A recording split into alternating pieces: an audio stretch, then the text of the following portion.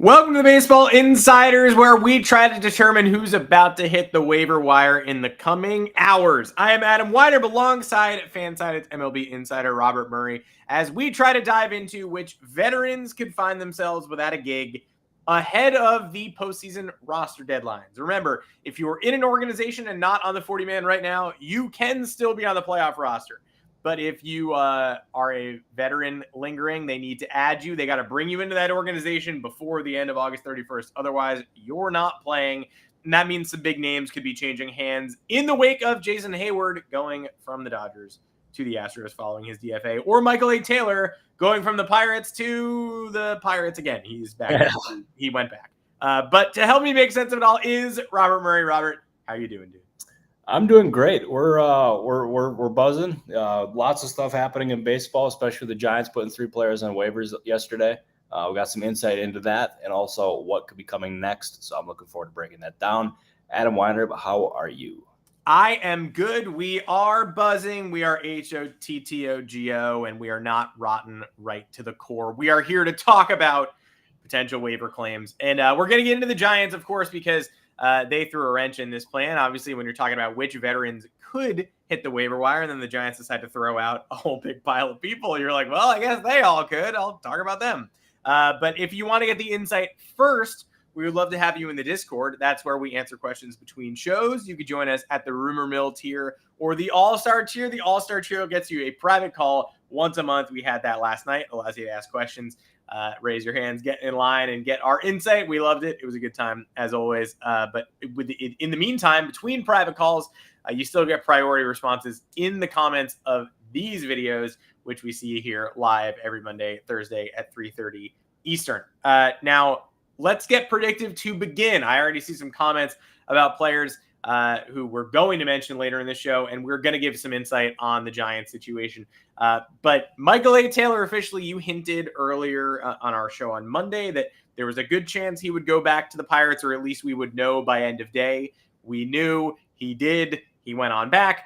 That situation resolved in sort of unsatisfying fashion with a little bit of a thud. But which higher-priced veterans do you still have your eyes on who could potentially be placed on waivers before the end of the month? And please do not say Rich Hill.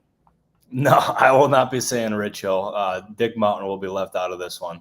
I'm still eyeing up Aroldis Chapman. I think with the Pirates' struggles, and especially in the bullpen, they could look to put a guy like Chapman on waivers, try to save at least a little bit of money. Because you know that with the Pirates, even $1 million, that's something that they'll view as like significant savings. And I mean, it is for a team like that for sure. So I think that one makes a whole lot of sense. I do wonder about a team like the St. Louis Cardinals. And this is just my own speculation. But and I know we're going to get into this one here in a little bit, but there was some buzz. Can't remember who exactly reported. It might have been Derek Gould or Kevin Acee. Can't remember who it was specifically. Who mentioned that Tommy Pham may be getting released or put on waivers. I don't know which one it was, which one it specifically was, but he would make a lot of sense. He could end up being claimed by a team for nothing or added by a team for relatively nothing. I think that makes a whole lot of sense. And if they have some other expiring contracts on the books as well, I think it would make sense for them to do that and try to save as much money as possible. That being said, I checked right before the show here. And I am told as of this point, there have been no new players who have been put on outright waivers or even waivers in general. So that is currently where we stand. But the time is ticking on that, so we'll see. Drew Smiley, I know the clock very literally was ticking on him. Does it seem like he's going back to Chicago? I've kind of lost touch with that thread over the last couple of days. Yeah, so he was put on outright waivers by the Cubs, and they made it clear that when they put him on outright waivers, like obviously like gives any chance or any team the chance to claim him for no draft or for no compensation at all. But if he went unclaimed, which he did, he would return back to the Cubs, and it would like they would not DFA him, but they wanted him on the roster if he cleared, and he cleared, so he's staying in Chicago. Okay, yeah, that seemed there are some clips going around of Craig Counsell being a little bit terse when asked about the decision to place Smiley on waiver. So it seemed like his preference was to keep him, and it does seem like that's probably going to occur. I wonder, like, I think the perhaps frustration with that could have been from the fact that it leaked, because I know teams do not necessarily like that this stuff like gets out. So I wonder if that could end up being the case. So yeah, I don't know. That's just my own speculation. Notorious haters of the Baseball Insiders podcast. They don't want us discussing fun things like the waiver wire at the end of August. And to that we say, totally get it. Understood. But the San Francisco Giants kept no secret over their intentions. Cavalcade of waiver moves that actually went down while we were live on the All-Star Zoom, to the point where didn't even know they happened, and our good viewers were just popping into the comments being like, hey, Matzik just got placed on waivers. Yeah, Taylor Rogers too, also Thairo Estrada. I would consider this a white flag. I did not see this coming from Farhan in San Francisco, who whether he's on the hot seat or whether he's just under pressure, clearly the spotlight has been ratcheted up on him a bit. He will not hold that job in perpetuity if the team continues to be 500-ish and unable to lure in a big fish in free agency. So kind of a big blast to see them. I wouldn't, the comments call it pulling a 23 Angels. I wouldn't quite go that far. That was every player who wasn't tied down with a salary of over $4 million. But still, these are substantial names. And Thairo Estrada is a valuable middle infielder who seemed to be a couple of years ago, a budding all-star in 2021, limited playing time, 118 OPS plus, above league average the last 2 years, and found that power bat. So you could do better, but that's a solid utility player to have. And he's under team control through 2026, but the ARB is rising. And I guess they would rather somebody else absorb that salary, though he's theoretically entering his prime at 28. That one confused me.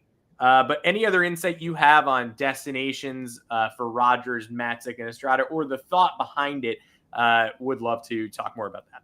Yeah, I think in this case, the Estrada one did catch me off guard. I mean, he's a guy who is considered a plus defender. And I mean, he's stolen a fair amount of bases over in previous seasons. I think it's right around the 20 plus stolen base mark. So, I mean, that's nothing to really scoff at here. He struggled offensively this year. He's hitting a little over 200, I think 219. So he's defense first for sure. And they're giving any team here the chance to claim him for no compensation at all. I am very curious to see if he gets claimed. I would think there is a fair chance of that. I mean, he's only 28 years old and he's a youthful player. I think the one thing that would prevent him from getting claimed is the offense and his lack of production there. So that one, as I said, caught me off guard. Taylor Rogers didn't necessarily catch me off guard because he's in the second year of a 3-year, $33 million contract. And that's a substantial amount, especially for a relief pitcher. I do think there is a team that makes a whole lot of sense here, and it's the New York Mets. They obviously have pretty deep pockets.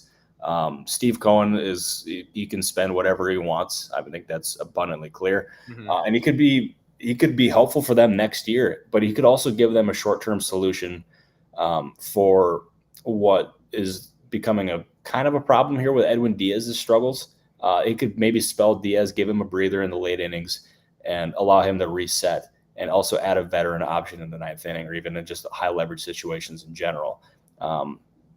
But it makes total sense that the Giants would do this with Rogers. It's very similar to what the Angels did last year with Tyler Anderson, where he was in the second year of or even the first year of a 3-year, $39 million contract. So, I mean, it's not unprecedented by any means. I think there is a chance he's claimed, but with his making about $11 million a year for a reliever, that could scare off the majority of teams here. Is it an Edwin Diaz problem or is it a Corbin Carroll solution? Because I watched the game, I actually wasn't sure. Do we credit Carroll or do we blame Diaz? Honestly, I think it's a valid question. I think you could probably end up crediting Corbin Carroll. He's struggled this year for sure, but that's just a great player, shining in a great moment. So, good for Corbin Carroll. If he can bounce back and really emerge, we're talking about the Diamondbacks becoming infinitely more dangerous. So that could have been a signal for teams around baseball to just be like, hey, watch out for the Diamondbacks. They're coming yet again. And yet another reason why the Giants decided to somewhat wave the white flag and put a bunch of their players on waivers, because at this moment in time, snapshot, August 29th, Thursday, less than 30 games to go in the regular season, I think the three most likely teams to represent the NL in the World Series are all in the same division. Yeah, no, I wholeheartedly agree with that. Well, actually, no, I don't wholeheartedly agree with that. Not so fast. I'm doing my inner Lee Corso over here. Look, I'm living and dying with Brewers Astros in the World Series, so I get it. But I do feel like those three teams are obviously making a charge. You think it's Brewers Astros? That's the worst take of all time. I'm just kidding. I'm just quoting a comment. I'm standing by Brewers Astros. Don't worry. And honestly, of the three teams I doubt, the one I doubt the most is the Los Angeles Dodgers out of that trio. But I'll hand it over to you. No, I honestly, with their pitching staff, I agree with that. I totally do. I think the Brewers are legit. I think Philadelphia, their second half has been a disaster class, but they have the talent where if they can bounce back and get hot again, they will instantly become the favorite to represent the National League in the World Series. Like, they're that deep and talented. They got a Taijuan Walker issue. That's one of their big problems right now, but they have otherwise just a very talented roster. So good job by Philadelphia. I believe in pretty much any of these NL teams over pretty much any of these AL teams, though, if I'm being perfectly honest. It's wide open. I don't know. We will see. But again, if your division is red hot, all the more reason to say, are we sure we need Taylor Rogers? We sure we need Thairo Estrada? Are they part of the final solution here? We have already had some veteran roster movement the past couple days. Elias Diaz to San Diego. I don't know if we talked about that on the show. That's a minor league deal, but that's also the 2023 All-Star Game MVP. Quality defensive metrics, at least in terms of there are some areas in which he is an improvement over their current backup catcher. Jason Heyward does go to Houston. Chas McCormick goes down today. Seems like Heyward could really be a postseason factor for the Astros. So what are your thoughts on those two moves specifically, the things that we have seen happen and don't have to speculate about?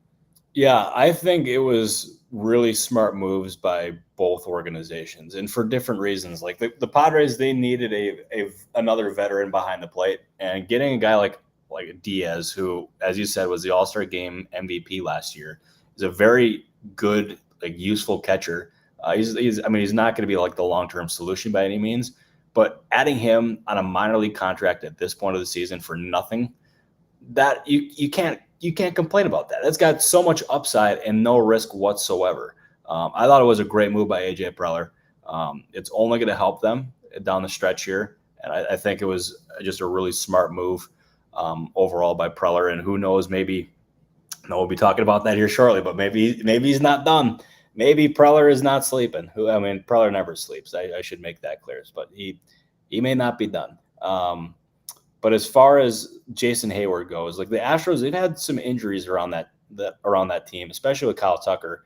They call it a shin contusion for when he was out, and yet he's missed over 3 months and still hasn't started running at full speed. So either that is the worst bruise of all time, or the Astros kind of didn't give us the entire picture here. So I don't know what's going on, but Heyward is going to provide some veteran insurance on the roster.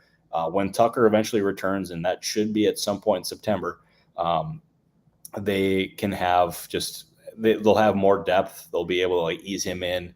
And I think it's only going to be a good thing. And he'll get useful playoff at bats, and he's got postseason experience. And the Astros obviously do too, but getting postseason experience on that team is never a bad thing, or more of it, I should say, is never a bad thing. Yeah, and you see Astros fans getting in that recursive argument of have you seen our outfield? We need help. Have you seen Heyward's numbers? We need better help. And it's true, but at this point, you're going to have precious few options. You're not picking up Jackson Merrill on the waiver wire. So it's really tough to do better than a guy who was extremely effective in 2023, just last year, on a minor league deal, and provides leadership qualities and that Astros locker room. Not like they lack for playoff experienced voices, but it's always good to add another one. And speaking of playoff experienced voices, a man who went to the World Series last year and was one of the best hitters in that World Series and was probably the strongest performer on the NL champions. You mentioned earlier, Kevin Acee was the report I saw that comes from the San Diego side of things, that as the Cardinals fall off, there is a rumor that Tommy Pham will be released in the coming days. AJ Preller, we thought this might be an offseason fit. We thought it might be a deadline fit after Pham went to the White Sox and was obviously available. The White Sox, I believe their record is 6-148, so they were sellers at the trade deadline. Now Pham could be on the market again. It's only natural to connect him back to Preller. What are your thoughts? Yeah, the first person I thought of when I saw this report from Kevin Acee was our loyal friend Andrew Lee. He has been asking about Pham and the Padres for a good 12 months, if not more than that. So I'm very happy for you. I mean, nothing has happened by any means, but I do think there is a shot that Pham is either put on waivers or he is allowed to go to a contending team. And if that is the case and he goes to San Diego, I think that'd be a stroke of genius once again by AJ Preller. I think that'd be a really smart, savvy move, being able to add a guy like Tommy Pham, obviously very familiar with from his time in San Diego. He's spent a good amount of time there. They got Pham and Preller have a very good relationship. And obviously the production on the field throughout his entire career speaks for itself. It would be, to me, a no-brainer move. It would not cost the Padres much on their payroll. And we know about their payroll restrictions or constraints this year as opposed to in years past. This would fit perfectly for them. And it would give them outfield depth, which they've needed basically all season. I think it'd be just a home run move. We'll see if it ultimately happens, but Kevin Acee is very plugged in San Diego. So when he speaks on that, I intend to listen. So, yeah, I think it makes a whole lot of sense here. You noted as well that, hey, a couple Nolan Arenado walk-offs this week, but roller coaster Cardinals season, we were talking when they picked up Pham, oh, wow, what a locker room fit, playoff tested veteran. Look at how easily he's fitting in as the Cardinals go for this final wild card spot. And here we are, August 29th, basically saying, hey, what's the point? Whether he sticks around or he doesn't, I don't care. We got to go somewhere. That probably has to get shouldered by someone in the St. Louis Cardinals side of things. And I think we were looking at Ollie Marmol last year. He was allowed to stick around. Heat was off for a bit. Heat back on. Yeah, oh, absolutely. Heat is firmly back on in St. Louis. And if they make a move, I don't think it'll be John Mozeliak. I think he is going to end up playing out the rest of his contract, which I believe is through 2025. And then after that, we'll see what ultimately happens. But I think Ollie Marmol's job at this point, you have to start asking some questions about exactly what his future is in that organization. And if they end up making that job available, there's going to be so many different candidates who are going to be attracted to that job. And I think the one that makes so much sense is Skip Schumacher. His ties to the organization from playing there. He was a coach at one point there too. I think it makes all the sense in the world. It would continue the Cardinal way. He has a deep understanding of the organization, has a relationship with John Mozeliak, clearly knows the players there. I think it makes so much sense if they ultimately do part ways with Marmol. And considering the way that they're trending right now, I think that's becoming an increasingly realistic thought. Whether or not they ultimately do it remains to be seen. But if they did fire Marmol at the end of the year, it would not surprise me one bit. And meanwhile, holy moly, speaking of collapses, we don't even have to go outside that division to talk about the team that we get a lot of questions about. And if we had done this show live yesterday at 3:30 instead of today, we would have had fun reacting live to one of the worst blown leads of the season, half decade. I mean, 10-3 in the seventh, just trying to salvage one at home against the Cubs. Instead, the Pirates blow that 10-3 lead. It's 10-9 with 2 outs in the inning. Ironically, in the ninth, hot shot grounder to IKF, can't knock it down. 10-9 becomes 11-10, and the Cubs add on. That series, by the way, they got swept by Chicago at home. Jared Jones, Mitch Keller, Paul Skeens. You cannot do that. I'm sorry. I don't care what area of the standings you're in. If you're just trying to avoid finishing last, you're trying to get back in the wild card race, if you're trying to save face at the end of the year, you can't throw those 3 big guns in a home series against a Chicago team that's been hotter lately and give up what amounted to the highest scoring 3-game span for any team this year. The Cubs took that honor away from the Oakland A's by piling up runs on the Pittsburgh Pirates trio of aces in that series. So Pirates fans were losing their minds a little bit yesterday. Livy Dunn was losing her mind on Twitter. She's already got the distraught Paul Skeens gifts locked and loaded for when the Pirates blow one of his leads, and she used one yesterday. If you're a Pirates fan who's overreacting to that loss or those 3 losses, I would say take a deep breath, but you're not really too far off. And I think we need to appraise some hot seat participants here in Pittsburgh as well. Yeah, for me, the Pittsburgh's collapse here is brutal. what's gone on in Pittsburgh and the amount of promise that they had in the first half of the season, especially after calling up Paul Skeens and seeing how good Jared Jones was, that they seemed like a team that was on the rise that would finally make the postseason and get over the hump, because for the longest time they have not been able to do that. Internally, they viewed this as the first year that they could truly contend, and yet here we are now. They're toward the bottom, if not at the bottom of the NL Central. They blow a gigantic lead against the Chicago Cubs, and it's just the vibes are really bad in Pittsburgh. And it's led to a lot of different speculation. Like, could they end up moving on from Ben Cherington? Could they move on from a guy like Derek Shelton? What ultimately happens here is anyone's guess. I don't think Cherington would get let go. I think ownership likes what he's done there. I don't know about Derek Shelton. I think if they collapse enough, which they have, and they finish in last place, I think there's going to be a scapegoat, especially after they invested so many resources into the roster, and they had such promise entering the year. I think they would try to find a scapegoat, whether it's Shelton, whether it's like a hitting or a pitching coach. I mean, remains to be seen. But I would expect some sort of change in Pittsburgh. And it's really unfortunate, but they have a really talented roster, and they're going to want to maximize that as much as possible, especially while they have Skeens and Jones under contract on these cheap deals. So that's something I'm watching in Pittsburgh, but there's no real signals of which way they're leaning at this point. Because I don't think that's something that they've discussed at this point. Just while we're here in the NL Central, I'm going to go to the comment section real quick, because Sean Garner asking about Kyle Hendricks playing for another team next season or potentially retiring. I'm going to spin this off into saying that I guess the Cubs are in a confusing spot right now, where they have, like we said, caught the St. Louis Cardinals in the standings. They're now in second place in the division, still 5.5 out of the wild card, still 9 out behind the Brewers, 10 in the loss column, the all-important loss column. Their run differential is now positive. Expected win-loss record this year is way better than their actual win-loss record. They should be 71-63. They ain't. All this to say that the Cubs are stuck in between. You can't rule out success next year, but fine-tuning this roster down the stretch, I'm not sure how much sense it makes.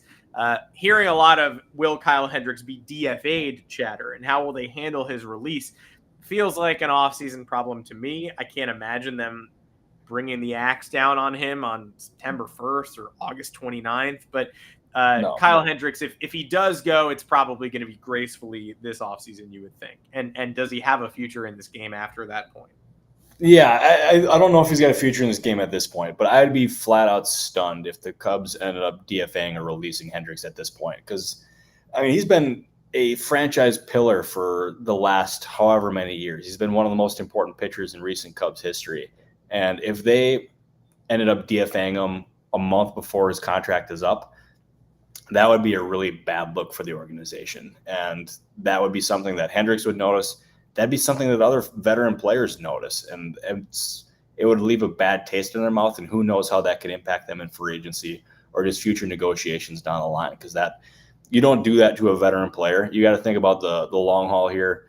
And they're going to let Hendricks go out and end his tenure in Chicago on his own terms. So no, I would get any thought of DFAing Hendricks out of your mind, because I'd be stunned if that happened. That'd be a huge slap in the face.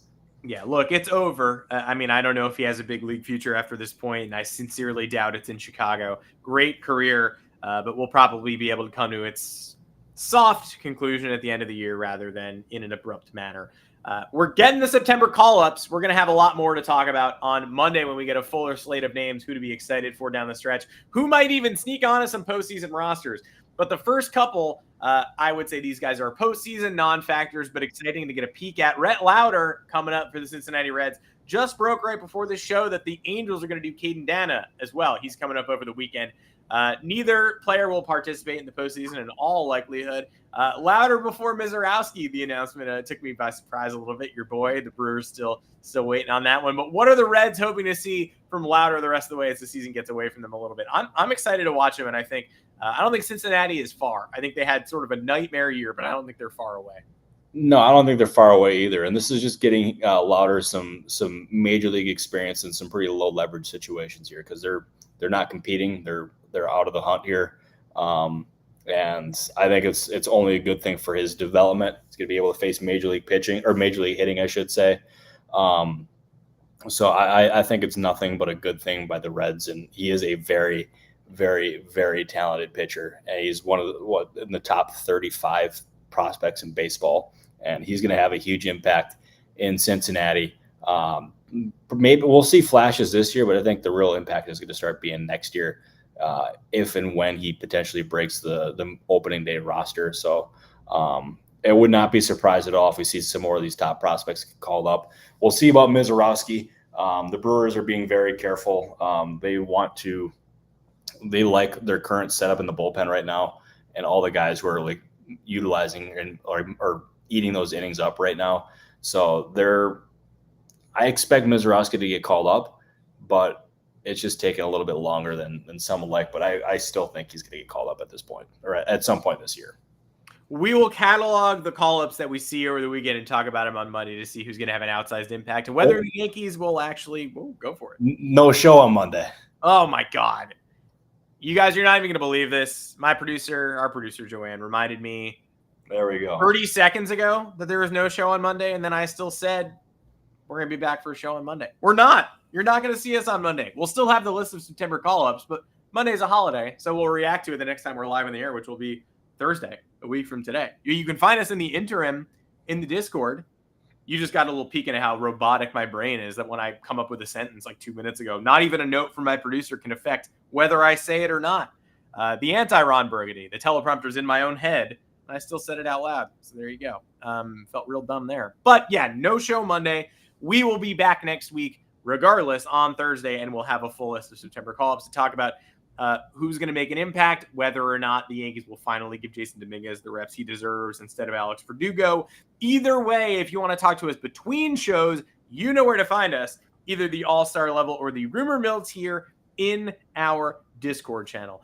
You can also get Robert's writing in the interim on fansided.com. And in the Moonshot, subscribe there. It's been ticking on the bottom. It's our weekly baseball email newsletter from the Fansided MLB team, including the one and only Robert Murray, where they break down all the biggest stories in the big leagues with humor, insight, and behind-the-scenes info. That's pretty much how we aim to design things on the Baseball Insiders as well. So shake hands. We are one and the same. I'm getting asked for a Biscuit update. Biscuit is doing well. Biscuit went through a little bit of a medical spell yesterday, but he's barking his ass off today. You would never know that he had some dog troubles. So everybody, thank you for your positive thoughts regarding our friend Biscuit. And he's doing good. And I will see him when this podcast is over. And you can ask me more questions about Biscuit in the Baseball Insiders Discord. Joanne, our producer, waiting patiently behind the scenes right now to see if I say again that we have a show on Monday. I'm not going to do it. I'm not that stupid. We're going to have a show on Monday. So Robert Murray and I will not see you for another week. But it's been a pleasure to see you today. And thank you for joining me, Robert Murray. Yeah, thank you, guys. We appreciate you. And we'll see you all on Thursday. See you right back here on Thursday, same time, same channel. Turn your notifications on.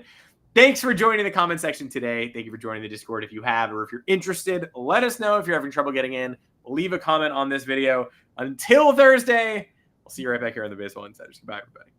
Thank you, buddy.